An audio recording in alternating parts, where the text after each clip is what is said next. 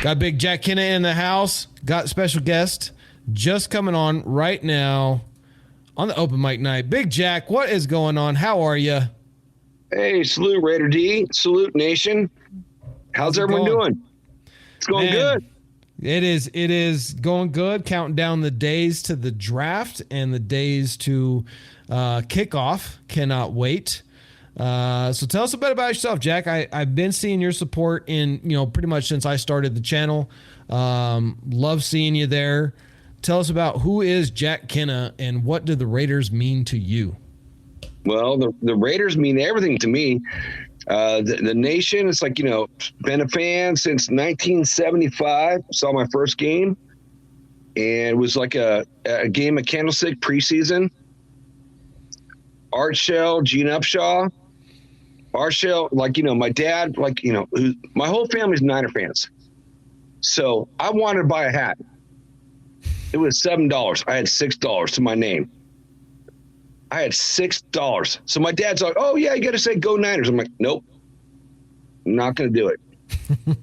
I was in the corner end zone on the Niner side, and Art, I'm jumping up and down, screaming, go Raiders, go Raiders.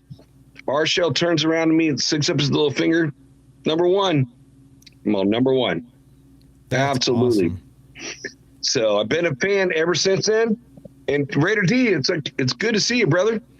Man, it's good to meet you finally. Like that, and this is why we're doing this with all of the members. And let me just explain why we're doing this with members only. And the reason why we're doing that is because, as you guys know, I also get spammed a lot by Chiefs fans, Broncos fans, Chargers fans, even Bills fans. And so we just put it, none of those guys are going to become members. So we don't have to worry about them coming up here and giving us some crazy nonsense. So that's why we're doing it with the membership. But it is great because one of the things why we wanted to do that is because, I want to get to know the fan base of not only the Raiders, but all the guys that are and gals that are, supporting our channel and our venture, and the growth of the channel has been insane. It's been insane. I've watched you grow. Yeah. I don't want any channel of my own, so I was going to other channels. So most of these guys, like, AP, who got that for me to come on here today. Thank you, AP. Salute, brother. And it's like, they know me for all the way back from the OG days, like OG Daniels. So some of the original content creators, and, I'm on most shows. So I've watched you grow. I think it's awesome. Congratulations on that. Yeah, it's been a wild ride. Nothing that I had expected to happen. I've got people from the Raiders organization have reached out to me. We should be at training camp, getting VIP pass for training camp and stuff. So that's going to be wild, right? Going to be able to send you guys, live podcasts from training camp and trying to get some of the players on. We got some stuff in the works with that. A year ago, when I was just randomly posting Raiders love content, never expected that we would be pushing 5,000 subscribers. And matter of fact, I think we just passed. Let me check real quick. I think we just passed the 1 million view mark. Wow, dude, that's awesome. I like watching your show. I like watching everyone else's shows too. I'm just a Raiders fan who loves the Raiders, and it's like, let's go. Let's just go. Let's go. Yeah. This is going to be a great year. So, there's a lot of potential for this year. So if you look at what's out there, what we could do, we have a good enough team. We can trade up. We can stay put. We can trade back. This year is got a lot of, it's going to be very special. Yeah, I think, we're so dominant on the defense right now. Once we get the corner position solidified, whether it's going to be Jacorian Bennett or we're going to trade for somebody or we're going to draft somebody, which my money is on drafting. That's most likely what we're going to do. I think if we were going to upgrade at the corner position during the free agency, we would have done it then. It's kind of too late now. There's some smoke in the air about some draft potential, but until I see more of concrete evidence that smoke has actually got some fire behind it, I'm not going to get too much into that. The only reason why I even got into the Josh Allen defensive end smoke is because I was calling for him 2 months ago that we needed to get him if at all possible, as well as Christian Wilkins. Well, we got to Christian Wilkins, and now the final piece of the puzzle would be that Josh Allen, and then you got Max Crosby on one side, Josh Allen on the other side, Christian Wilkins. You got Malcolm Kuntz as a depth piece, Tyree Wilson as a depth piece, Adam Butler. I mean, come on. Like, Patrick Mahomes might file a lawsuit against the Raiders if that's the team we have. Man, it's like if we would have drafted, which I was shocked, dude. It's like, another thing is like, with getting Allen at that pick instead of Klee, oh my God. It's like this defense would look so much different. So much different. It'd be heads and tails different.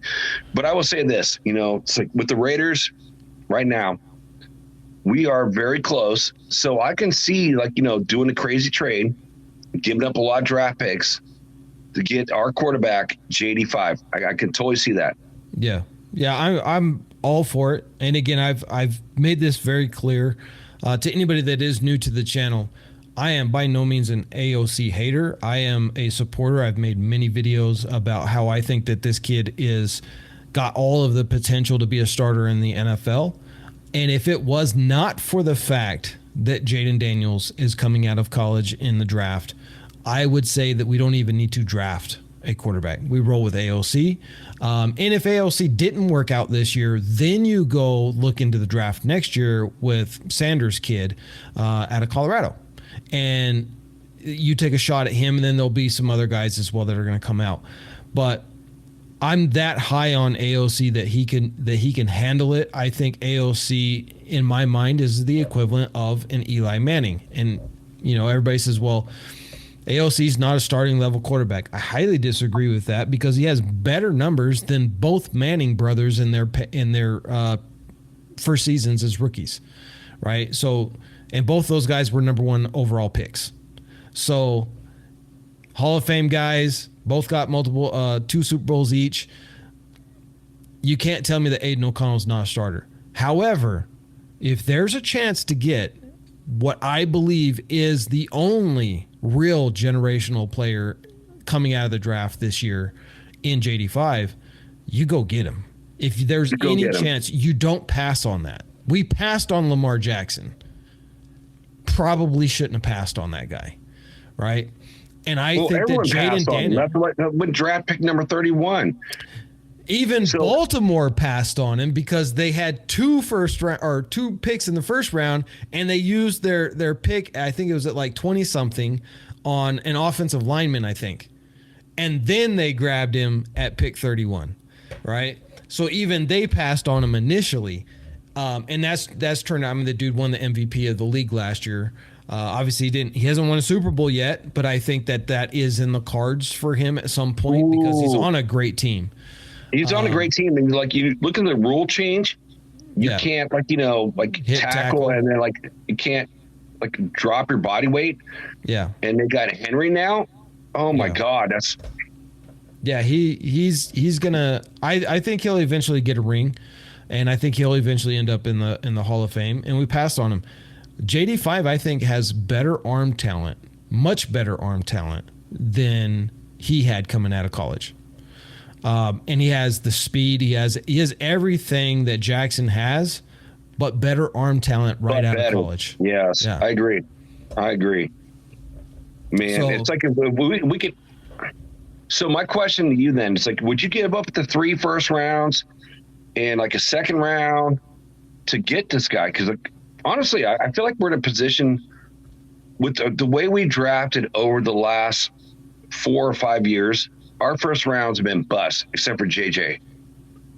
I'm willing to do that because you know what? None of that stuff turned out. Tom Telesco would be a totally different story. I'm sure we're going to get better picks, but I would do that. I feel like we're so close. We're so close.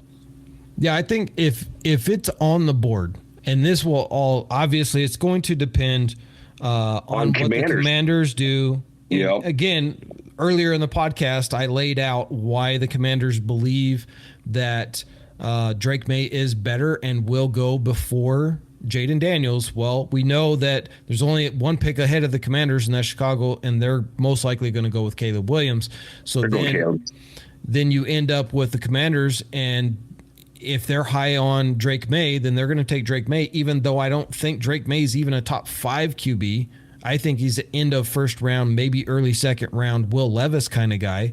I think everybody has fallen in love with him because he's that prototypical build of a Josh Allen and a Justin Herbert that NFL talking heads like.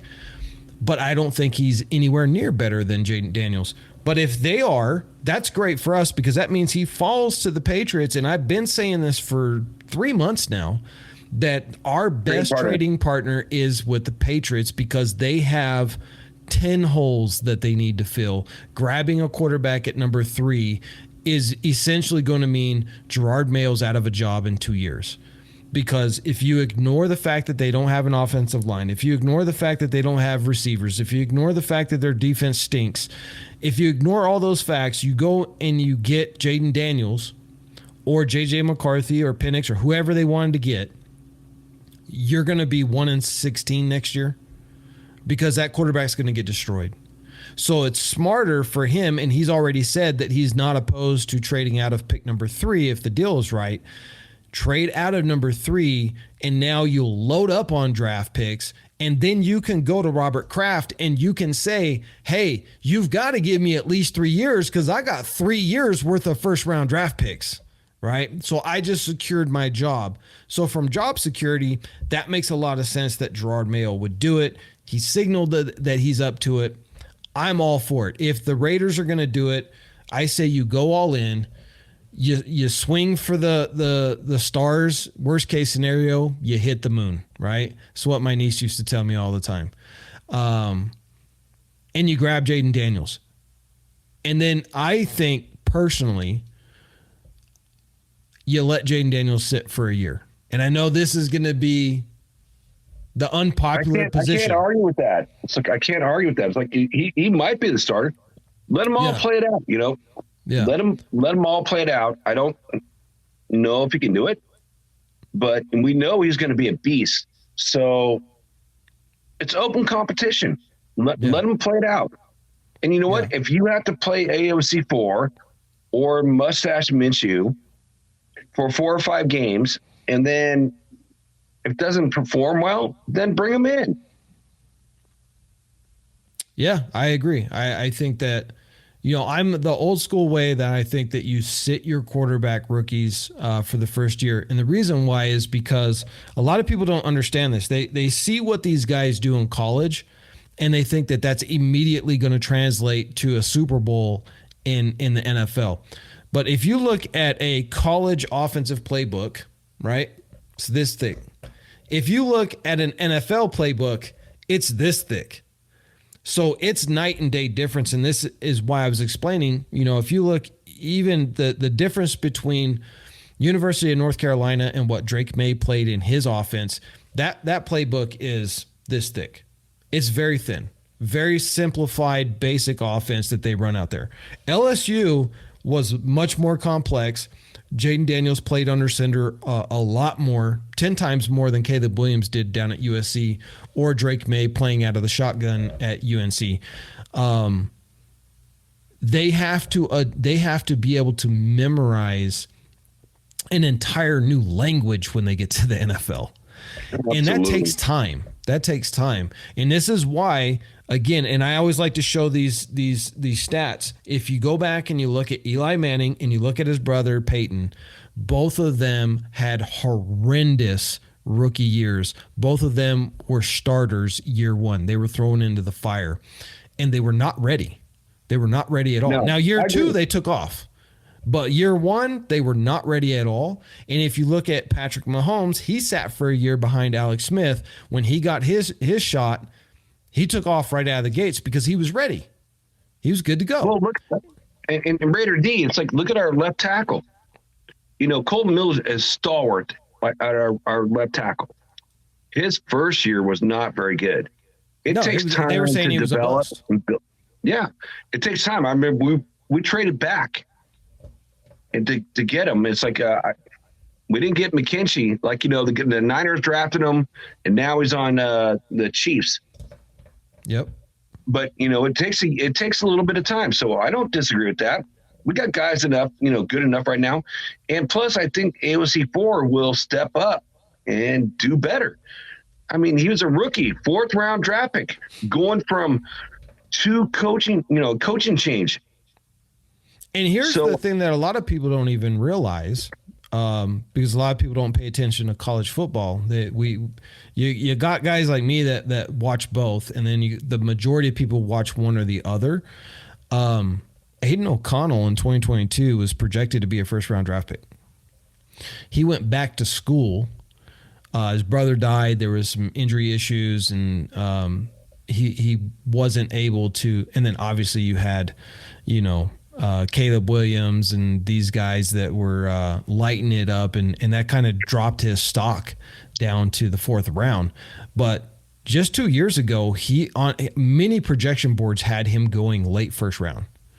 So there's something there with Aiden O'Connell that people seen, that he has NFL talent in him 100%. And I think that he can absolutely, let the ball rip. And he's doing everything that he needs to do. He didn't go back to Illinois. He stayed there in Vegas, right? He's been in the building every day. He's working out every day. He's studying the playbook. He's doing everything he needs to do because it is his job. He is QB1 until it's not. Agreed. It's like I look at, GR5. It's like, I feel like he's kind of the same type of player with the arm strength, accuracy, but he's got legs. And then I look at like Penix. Penix made a point like to run at his pro day. It's like he got 4.59 if I'm correct. 4.46 on his speed. So on one of his runs was 4.46. Oh, 4.46. Yeah.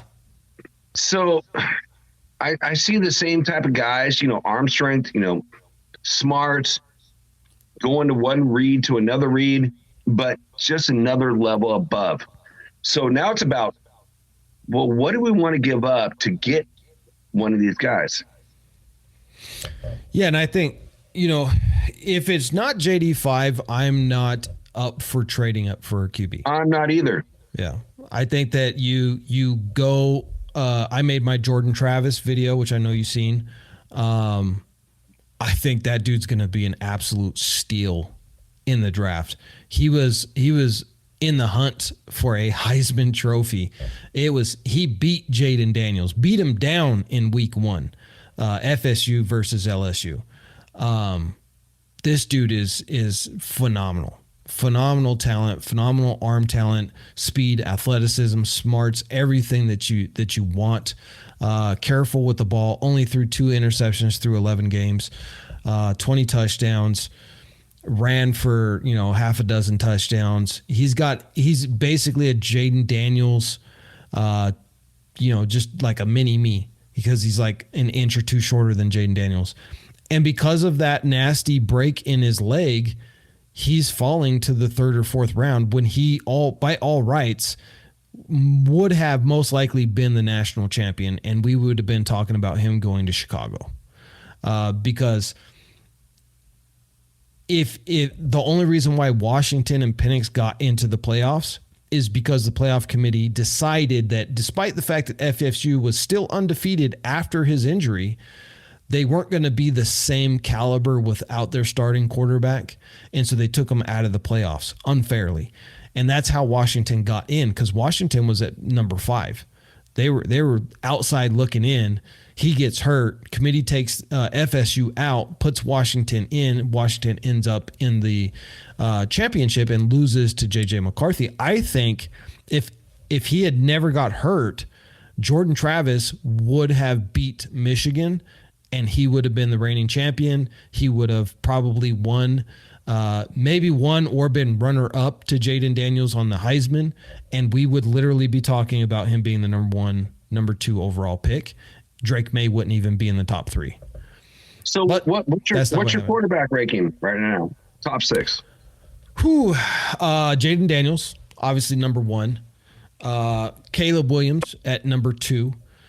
I would say Michael Penix Jr. It's a tough one. I think Jordan Travis, fully healed, is number 3 on my board. But we don't know if he's fully healed yet. He's supposed to be, according to his agent, by April.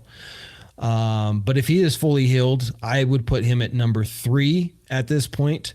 And then I would go Michael Penix Jr. after him, and then Drake May, then JJ McCarthy, then Bo Nix. Okay. You know, I've been like, as a Notre Dame fan, so you guys know me.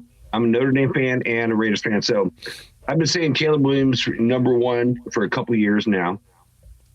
No, JR5 above Caleb. So I go JR5 number 1. I go Caleb number 2. I will say Drake, May number 3. Number 4 for me is Penix, and number 5. I think I'd go Bo is number 5. And then number 6, you can throw a lot of guys in number 6. So I really don't have a number 6. Number 6, you can go Rattler, you can go Taylor, you can, it depends on your flavor, on the type of offense you want to run. I'd go JJ McCarthy. Oh, I don't over Rattler. Even being an Irish guy, I don't even like JJ McCarthy. I think that guy, it's getting overhyped right now. Everyone's like saying JJ McCarthy, like, AP is saying JJ McCarthy. Well, he's doing that. Oh, he's a national champion. He should be a top 3 quarterback. No, that doesn't mean anything. I remember the Raiders got Terrell Pryor. It's like, great kid. It's like supplemental draft. We got him a third round pick. Bust. He can run, but that's about it. I think there's 2 reasons why AP's doing that. One is because you want to hype up. Yeah, you want to hype him up because we really want JD5. But if JJ McCarthy were available at pick 44 in the 2nd round, would the Raiders take him? Yeah, absolutely. Yeah, the dude, you got to give him this. And I have criticisms of him being the fact of the style of offense that Michigan ran under Harbaugh was run, pass. Run, pass. Yep.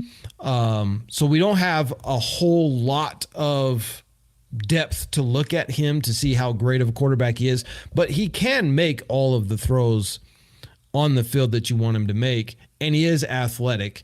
He can move with his feet. He's good in and out of the pocket. His biggest credit is that the dude is just a winner. He's won at every level in high school and in college, other than the Heisman Trophy. So you kind of want that mentality of being a winner as well. That can play well. And if you can back that up with talent, for sure. I don't think he's a top 3 quarterback. No, I agree. I think that, in my book, again, I'm going JD5, Caleb Williams number 2, only because Caleb Williams has that magician in him. But as a pure quarterback, I wouldn't even put him on the top 3. But his raw athleticism and the ability to throw off platform in ways that is unhuman makes him, in my opinion, number 2. But I'm telling everybody that people are sleeping on and have forgotten about the guy that everybody was saying was going to win the Heisman in 2023, named Jordan Travis. Oh, Travis. Okay. Travis. He beat Jaden Daniels in week 1. Beat him. He threw an interception in that game too, but again, he only threw 2 interceptions in the entire season. But He took that team on his shoulders and said, we're going to go win this damn thing. And he went out there and in the fourth quarter just lit it up and got them the victory.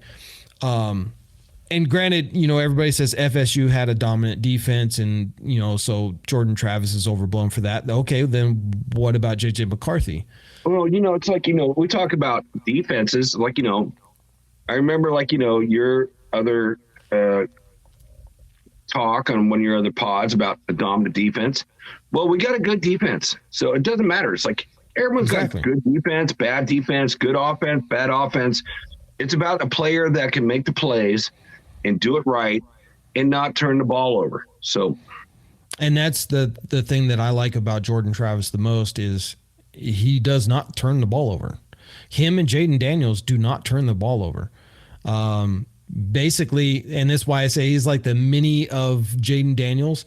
So Jaden Daniels had 40 touchdowns, 4 interceptions, and Jordan Travis had 20 touchdowns, 2 interceptions. So exactly half of everything that Jaden Daniels had, that's what Jordan Travis had.